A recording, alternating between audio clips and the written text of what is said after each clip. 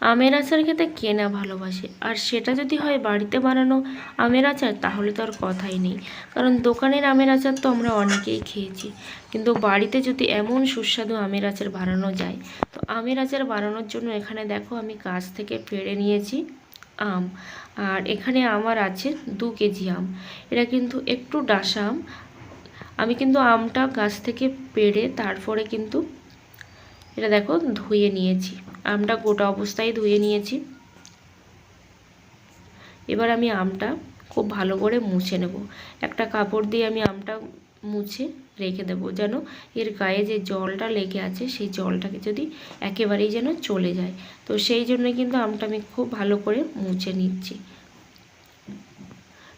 তো ভিডিওটা একটু স্কিপ করো না, তাহলে কিন্তু অনেক কিছুই মিস করে যাবে। আর এভাবে যদি তোমরা বাড়িতে আমের আচার বানাও তাহলে কিন্তু দোকান থেকে কিনে খাওয়ার একদমই প্রয়োজন পড়বে না। দেখো প্রত্যেকটা আম কিন্তু আমি ভালো করে মুছে নিচ্ছি।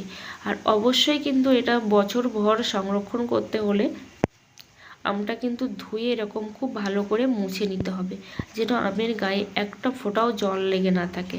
আর যদি জল থাকে তাহলে কিন্তু আচারটা নষ্ট হয়ে যাবে, বেশি দিন কিন্তু হবেই না, তার আগে কিন্তু আচারটা নষ্ট হয়ে যাবে। সেই জন্য এটা কিন্তু অবশ্যই খেয়াল রাখতে হবে যে আমের গায়ে কোনো রকম যেন জল না পড়ে। দেখো সব আমগুলো আমি খুব ভালো করে কিন্তু মুছে নিচ্ছি। এবার আমটা আমি ছাড়িয়ে নেব। একটু সবুজ অংশটা রেখে রেখেই কিন্তু ছাড়াবো, তাহলে কিন্তু আচারটা খুব ভালো লাগবে খেতে। তো সেই জন্য একটু সবুজ অংশটা রেখে রেখেই আমি ছাড়াচ্ছি। আর এটা হচ্ছে গাছের একদম ফ্রেশ আম। একটু ডাসা ডাসা হয়ে গেছে আমটা, আর একটু কাঁচা হলেও ভালো হয়, কিংবা আর একটু পাকা হলেই ভালো হয়, কিন্তু আমি ডাসা আম দিয়ে আজকে বানাবো আমের আচার। তো আটিটা নেওয়ার চেষ্টা করলাম কিন্তু হলো না, কারণ আটিটা এতটাই শক্ত হয়ে গেছে যে আটিটা আমি কাটতেই পারলাম না। তো সেই জন্য আটিটা বাদেই কিন্তু আমি আটির গায়ে দিয়ে কিন্তু আমের যে শাঁসটা সেটাই কিন্তু আমি ছাড়িয়ে ছাড়িয়ে নিচ্ছি। আটিটা বাদ দিয়ে দিলাম।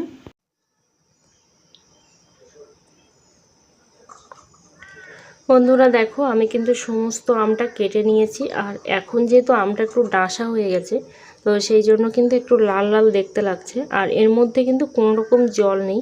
আমি আমটা কিন্তু প্রথমে পেড়ে গাছ থেকে পেড়ে তারপরে কিন্তু ধুয়ে নিয়েছিলাম, নিয়ে তারপরে কিন্তু এভাবে কেটে আমি রেখেছি। তো এই আমটা কিন্তু এভাবেই রাখতে হবে, মানে কোনো রকম জল কিন্তু এর মধ্যে থাকলে হবে না, তাহলে কিন্তু আচারটা একেবারেই নষ্ট হয়ে যাবে। তো এখন এই আমটা আমি রৌদ্রে দেবো, যেহেতু আমার বাড়িতে রোদ্দুর আছে, তো সেই জন্য কিন্তু রোদ্দুরে দেব। আর যদি রোদ্দুর তোমরা না পাও তাহলে অবশ্যই কিন্তু ফ্যানের নিচে দিয়ে 1 থেকে 1.5 ঘন্টার মতো দিয়ে রাখবে, তাহলে যেটুকু এর মধ্যে জল জল ভাব থাকবে সেটা কিন্তু চলে যাবে। তো এখন চলো আমগুলো আমি রৌদ্রে মেলে দিই। দেখো বন্ধুরা আমগুলো সব আমি নিয়ে চলে এসেছি রোদ্দুরে। তো খুব ভালো করে আমি ছড়িয়ে দেব, যেহেতু আমের মধ্যেও একটা কাঁচা রস থাকে, তো সেই রসটা যেন টেনে যায়। তো সেই জন্য দেখো এরকমভাবে আমটা আমি ভালো করে ছড়িয়ে দিচ্ছি। যত ভালো শুকনো হবে আমের আচারটা কিন্তু তত লাস্টিং হবে, মানে তত কিন্তু লং লাস্টিং হবে, না হলে একটু নষ্ট হয়ে যাওয়ার চান্স আছে। তো সেই জন্য দেখো খুব ভালো করে আমি ছড়িয়ে দিলাম আমটা।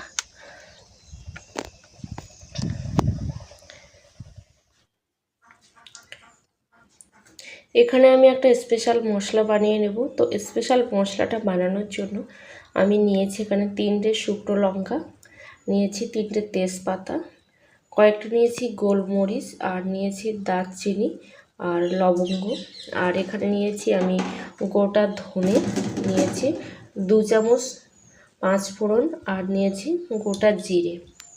তো এগুলো দিয়ে আমি একটা মশলা বানাবো।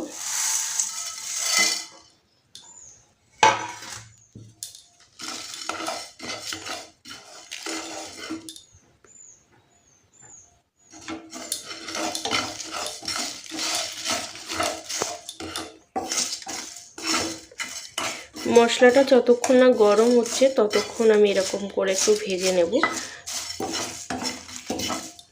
আর এটা কিন্তু অবশ্যই শুকনো খোলাতে ভাজতে হবে, কোনো রকম তেল দেওয়া যাবে না।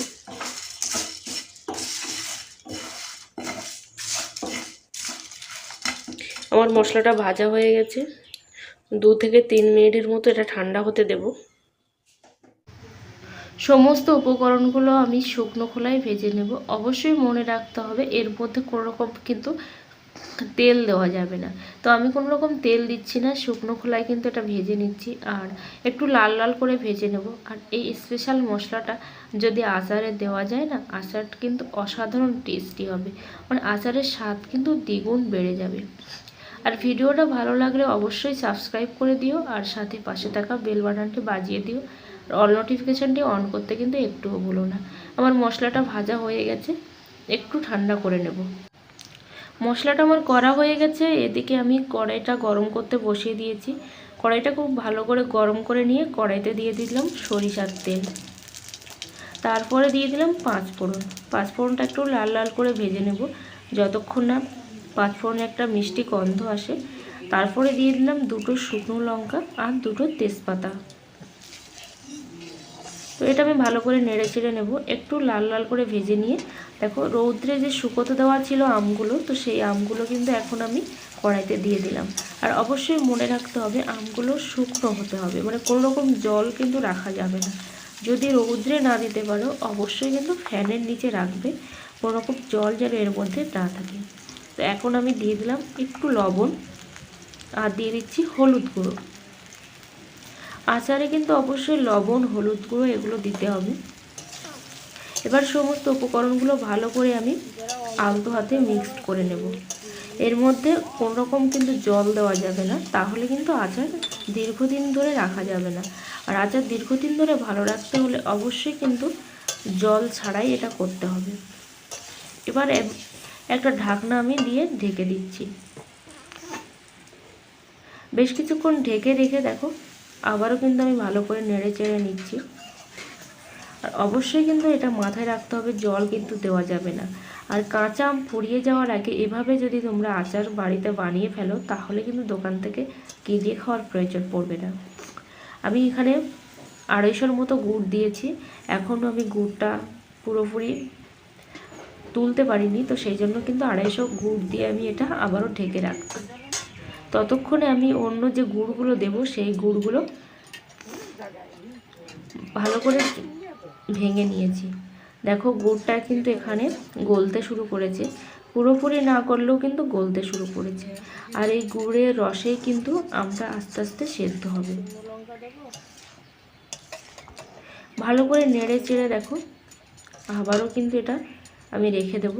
আর দেখো এখানে আমি টোটাল কিন্তু 750 গ্রামের মতো গুড় ব্যবহার করলাম।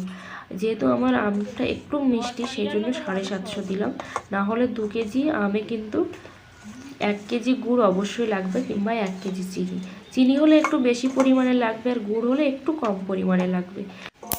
যেহেতু আমার আমটা ডাঁসা আর মিষ্টি, তো সেই জন্য কিন্তু গুড়টা একটু কম পরিমাণে দিলাম।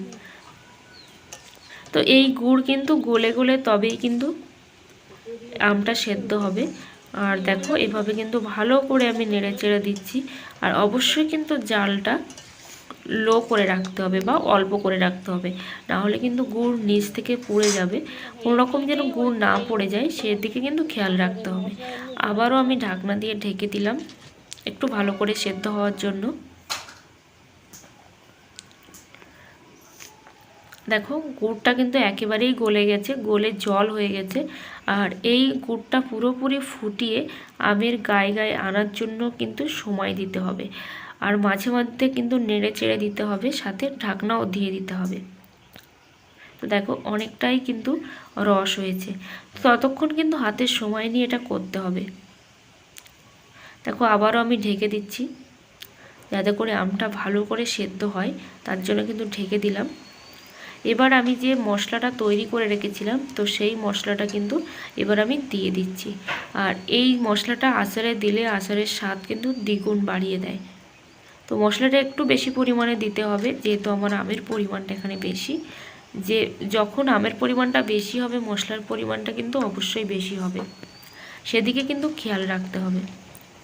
আমি ভালো করে আলতো হাতে কিন্তু মশলাটা নেড়ে চেড়ে দিচ্ছি। আর মশলাটা দেওয়ার পরে কিন্তু বেশিক্ষণ নাড়াচাড়ার কোনো রকম দরকার নেই। আস্তে আস্তেই কিন্তু এটা হয়ে যাবে। আর যদি কেউ মনে করো একটু ঝোল ঝোল রাখবে বা রসটা বেশি রাখবে তাহলে কিন্তু রাখতেই পারো, কিন্তু আমি যেহেতু আমের আচার বানাবো তো সেই জন্য কিন্তু একেবারেই আমি ঝোলটা মেরে দেবো বা রসটা কিন্তু আমি মেরে দেবো। দেখো একটা বলক চলে এসেছে। আর একদম শেষ পর্যায়ে কিন্তু আমি আরও একটু মশলাটা দিয়ে দিলাম। এবার আমি ঢাকনা দিয়ে ঢেকে রেখে দেব। দেখো আমার আমটা কিন্তু একেবারেই হয়ে গেছে আর টাইট হয়ে গেছে, দেখতেই পাচ্ছ একদম টাইট হয়ে গেছে। অবশ্যই তোমরা কাঁচের বয়ামে কিন্তু আমটা রেখে দেবে, তাহলে কিন্তু দীর্ঘদিন ভালো থাকবে। কিন্তু আমার কাছে কাঁচের বয়াম ছিল না, তো সেই জন্য কিন্তু আমি এরকম প্লাস্টিকের বয়ামে রেখে দিয়েছি। দেখো এবার কিন্তু আমি সমস্ত আমটাই কিন্তু এর মধ্যে ভরে দেব। আর দেখতেই পাচ্ছ কত সুন্দর হয়েছে আমের আচারটা। আর এভাবে যদি আমরা বাড়িতে আমের আচার বানিয়ে রাখি তাহলে কিন্তু দোকান থেকে কিনে খাওয়ার তো প্রয়োজন পড়বেই না, সাথে কাঁচা আম ফুরিয়ে যাওয়ার আগেই কিন্তু বাড়িতে বানিয়ে রাখা যাবে আর দীর্ঘদিনের জন্য সেটা সংরক্ষণ করাও যাবে। তো এটা আমি কোনো রকম ফ্রিজে রাখবো না, নর্মাল জায়গাতেই রেখে দেবো। আর যেহেতু আমি প্লাস্টিকের কৌটায় রেখেছি মাঝে মধ্যে কিন্তু রৌদ্রে দিতে হবে, আর কাচের বয়ামে রাখলে রৌদ্রে দেওয়ার কোনো রকম প্রয়োজন নেই। দেখো একেবারেই কিন্তু এটা আমার গায়ে গায়ে লেগে গেছে। আর ভিডিওটা ভালো লাগলে অবশ্যই কিন্তু চ্যানেলটা সাবস্ক্রাইব করে সাথে পাশে থাকা বেল বাটনটি বাজিয়ে দিও, আর অল নোটিফিকেশানটি অন করতে কিন্তু একটুও ভুলো না, তাহলে আমি যে ভিডিও পোস্ট করব সবার আগে কিন্তু তোমাদের কাছে পৌঁছে যাবে।